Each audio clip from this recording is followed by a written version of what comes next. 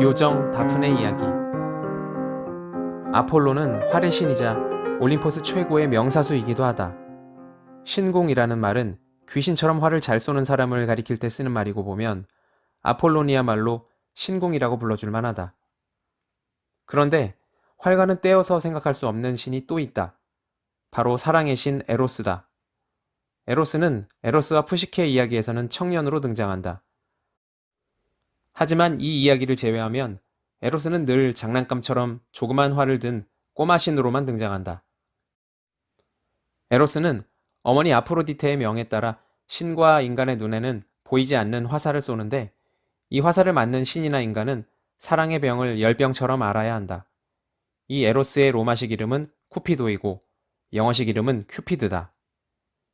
자, 활의 신이자 올림포스의 신궁인 아폴론의 눈에는 조그만 활을 들고 다니는 이 꼬마 신 에로스가 얼마나 가소롭게 보였을까?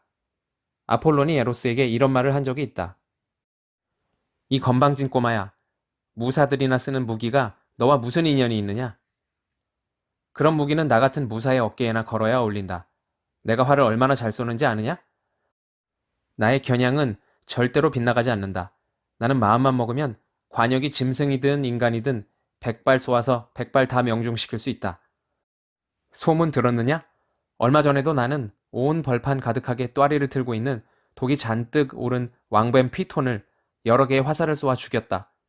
너는 사랑의 불을 잘 지른다니까 횃불 같은 것으로 사랑의 불이나 지르고 다니는 게 좋겠다. 활은 너 같은 꼬마에게는 어울리지 않아. 나 같은 어른이나 얻는 명사수의 칭송은 너에게 당치도 않으니 분수를 알아서 처신하도록 하여라. 이 말을 들은 아프로디테의 아들 에로스는 이렇게 응수했다. 아폴론 아저씨, 뭐든 명중시킬 수 있다고 했죠? 그러면 아저씨 자신을 명중시킬 수 있어요? 어림도 없잖아요. 하지만 저는 아저씨를 명중시킬 수도 있으니 제가 한 수 위지요. 활 잘 쏜다고 거들먹거리시는데 짐승과 신들 중 누가 더 높아요? 그야 신들이 높지. 얼마나요? 글쎄, 저와 아저씨의 차이만큼 높지요. 너와 나는 누가 높은데? 제가 높지요. 그렇다면 내가 짐승이라는 말이냐? 물론이죠. 저더러 가서 불장난이나 하라고요? 아저씨나 가서 불장난 좀 해보세요. 에로스는 이 말을 마치고는 하늘로 날아올라 파르나소스 산 꼭대기의 울창한 숲에 살짝 내려섰다. 파르나소스 산 꼭대기에는 에로스의 어머니인 아프로디테 여신의 신전이 있었다. 에로스는 화살이 가득 든 화살통에서 각기 쓰임새가 다른 화살 2개를 뽑았다. 하나는 사랑을 목마르게 구하게 만드는, 말하자면 상사병에 걸리게 하는 화살. 또 하나는 상대를 지긋지긋하게 여기게 하는, 말하자면 상대에게 혐오감이 일게 하는 화살이었다. 사랑을 목마르게 구하게 하는 화살은 금화살이었다. 이 금화살 끝에는 반짝거리는 예리한 촉이 물려 있었다. 그러나 사랑을 지긋지긋하게 여기게 만드는 화살 끝에는 납으로 된 뭉툭한 촉이 물려 있었다. 페네이소스 강가에는 다프네라는 강의 요정이 살고 있었다. 이 다프네는 강의 신 페네이소스의 딸이었다. 다프네는 이성에게는 별 취미가 없는 처녀였다. 그래서 오로지 숲속을 돌아다니며 친구들과 놀거나 들짐승을 쫓아다니는 일에만 열중할 뿐 도무지 남성을 눈여겨보는 법이 없었다. 심지어는 사랑의 신 에로스가 어떤 신인지, 결혼의 신 휘메나이소스가 어떤 신인지도 알지 못했다. 다프네는 댕기 하나로 머리카락을 아무렇게나 척 묶고는 숲속을 돌아다니면서 사냥에 능한 처녀신 아르테미스와 겨루기라도 하듯 짐승을 잡는 일에만 마음을 썼다. 다프네에게는 구혼자들이 많았다.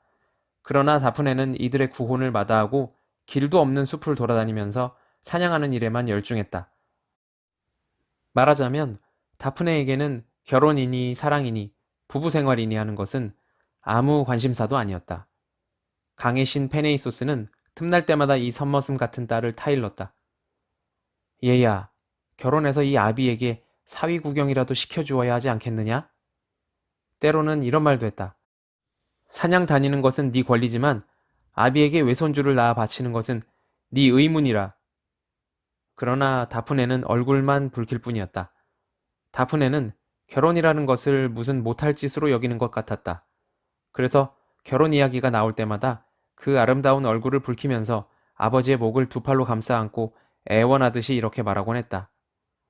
아버지, 영원히 처녀로 있게 해주세요. 아르테미스 여신의 아버지 제우스 씨는 벌써 옛날에 따님에게 이런 은전을 베풀었답니다. 딸이 어찌나 집요하게 굴었던지 아버지도 딸의 청에 못 이기는 척 마음을 그렇게 먹었다. 그러나 다프네의 아름다움은 다프네의 간절한 소망을 이루어주지 않았다. 소원을 이루기에는 다프네가 너무 아름다웠다. 파르나소스 산에 있는 아프로디테 신전 앞에 바위에 걸터 앉은 꼬마신 에로스는 먼저 금화살을 시위에 걸었다. 에로스가 시위를 팽팽하게 당겼다가 놓아버리자 금화살은 아폴론의 어깨에 가서 꽂혔다. 이로써 이제 아폴론은 어떤 여성이 되었든 처음 눈에 띄는 여성에게 홀딱 반해 상사병을 앓게 된 것이다. 에로스는 두 번째로 납화살을 시위에 걸었다. 에로스가 시위를 팽팽하게 당겼다가 놓아버리자 납화살은 다프네의 어깨에 가서 꽂혔다. 이로써 이제 다프네는 어떤 남성이 되었든 처음 눈에 띄는 남성에게 혐오증과 함께 넌더리를 내게 된 것이다. 아폴로는 이 에로스의 화살을 맞은 뒤 다프네를 보는 순간에 그만 마음을 빼앗기고 말았다. 앞일을 헤아리는 예언의 신 아폴론의 예언력도 할 일 없었다. 아폴로는 오로지 자신의 욕망이 이루어지기만을, 즉 다프네의 마음을 사로잡을 수 있기만을 바랐다. 아폴론의 가슴은 타작마당에서 건불을 태우는 불길처럼 타올랐다. 그의 가슴에서 타들어가는 불길은 밤길을 가던 나그네가 날이 새자 내버린 횃불이 잘 마른 울타리를 태우듯이 그렇게 타올랐다. 그는 이 허망한 사랑에 대한 희망을 끝내 버릴 수 없었다. 이성의 눈먼 아폴로는 목 위로 아무렇게나 흘러내린 다프네의 머리카락을 보면서 이렇게 탄식했다. 아, 빗질이라도 한다면 얼마나 더 아름다워 보일까? 그는 별처럼 반짝이는 다프네의 눈에서 눈길을 뗄 수 없었다. 그의 눈은 다프네의 입술에도 머물렀다. 그는 그 입술을 보는 것만으로는 만족할 수 없었다. 그는 다프네의 손가락, 손, 어깨까지 드러난 팔을 찬양했다. 그러면서 보이는 것이 저렇게 아름다운데 보이지 않는 것은 얼마나 더 아름다울까 하는 생각을 했다. 그러나 아폴론이 다가가면 다프네는 달아났다. 바람보다 빠르게 달아났다. 아폴론이 뒤에서 이렇게 소리를 지르는데도 다프네는 걸음을 멈추기는커녕 그의 하소연조차 들어주지 않았다. 요정이여, 페네이소스의 딸이여, 부탁이니 달아나지 말아요. 비록 그대를 이렇게 뒤쫓고 있기는 하나 나는 그대의 원수가 아니에요. 아름다운 요정이여, 거기에 서요. 이리를 피하여 어린 양이 도망치듯이, 사자를 피하여 사슴이 달아나듯이, 비둘기가 독수리를 피하여 날갯짓 하듯이, 만물이 그 천적되는 것을 피하여 몸을 숨기듯이 그대는 지금 그렇게 내게서 달아나고 있어요. 달아나지 말아요. 내게 그대를 뒤쫓게 하는 것은 바로 사랑이요. 나는 당신을 사랑해서 이렇게 뒤쫓는 거랍니다. 도망치지 말아요. 도망가다가 돌부리에 걸려 넘어지기라도 하면 어쩌려는 것이요. 장미덩굴에 그 아름다운 발목이라도 긁히면 어쩌려는 것이요. 그대가 달아나고 있는 이곳은 험한 곳이요. 부탁이요. 제발 좀 천천히 달려요.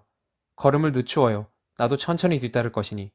그대에게 반해 이렇게 번민하는 내가 누군지 그거라도 물어보고 달아나야 할 것이 아니요. 나는 산속에서 오막살이나 하는 농투성이가 아니에요. 이 근처에서 가축이나 먹이는 양치기도 아니에요. 어리석기는 어째서 그대는 뒤따르는 내가 누군지 알려고도 하지 않죠? 알면 그렇게 달아나지 않을 텐데. 델포이에 아폴론 신전이 있다는 것을 아시지요? 나는 그 땅의 주인이랍니다. 테네도스 섬에 아폴론 신전이 있다는 것을 아시지요? 나는 그 땅의 주인이랍니다. 항구 도시 파타라에 아폴론 신전이 있다는 것을 아시지요? 나는 그 항구의 주인이랍니다. 나는 저 신들의 아버지 제우스의 아들이랍니다. 내게는 과거, 현재, 미래를 아는 재주도 있답니다. 신과 인간을 통틀어 수금을 나보다 잘 뜯을 수 있는 자는 이 세상에 없답니다. 내 화살은 백발백중이오만 나보다 솜씨가 나은 녀석이 있어서 내 가슴에 치유할 길 없는 상처를 입히고 말았어요. 의술이 무엇인지 아시지요? 속병을 고치고 상처를 치료하는 기술을 아시죠? 의술은 내 손에서 시작되었답니다. 그래서 세상 사람들은 나를 파이에온, 즉 고치는 자라고 부른답니다. 아, 나는 약초를 잘하는 천하의 명의인데도 이 사랑병 고칠 약초는 찾을 수가 없어요. 남을 돕는 재주가 있어야 할 그 임자에게는 없으니 장차 이 일을 어쩌리요. 처녀가 달아나지 않았더라면 그가 한 말은 이보다 훨씬 더 길었으리라. 그러나 처녀는 그의 말을 들으면서도 계속해서 달아났다. 정신없이 달아나고 있었는데도 다프네의 모습은 그렇게 아름다울 수가 없었다. 바람은 달아나는 다프네의 옷자락을 날려 사지를 드러나게 하고 있었다. 사지가 드러난 데다 바람이 머리카락까지 흩날리게 했으니 어떤 의미에서는 달아나는 모습이 더 아름다워 보이는 것도 당연했다. 젊은 시인 아폴로는 입에 발린 아첨으로 낭비하는 시간을 아까워하지 않았다. 사랑하는 마음은 이 젊은 신의 추격 속도를 시간이 갈수록 빠르게 했다. 갈리아 사냥개가 풀밭에서 토끼 한 마리와 쫓고 쫓기는 형국과 흡사했다. 사냥개는 속도로 이 사냥감을 확보하려 하고 사냥감은 속도로 절체절명의 위기를 모면하려고 하는 법이다. 아폴론과 다프네가 쫓고 쫓기는 이 형국은 사냥개가 한시바삐 이 추격전을 마무리하고 싶어 주둥이로 토끼의 꼬리를 덥석 물고 토끼는 사냥개 입에 물렸는지 안 물렸는지도 모른 채 죽자고 몸을 날려 아슬아슬하게 사냥개의 이빨을 피하는 형국과 아주 흡사했다. 이 젊은 신과 아름다운 요정은 전자는 따라잡겠다는 욕심에 사로잡혀 후자는 잡히면 끝장이라는 공포에 쫓기며 빠르기를 겨루었다. 그러나 쫓는 쪽이 빨랐다. 아폴론에게는 에로스의 날개, 사랑하는 마음이 함께하고 있었기 때문이다. 아폴로는 달아나는 다프네에게 잠시도 여유를 주지 않고 발 뒤축에 바짝 따라붙었다.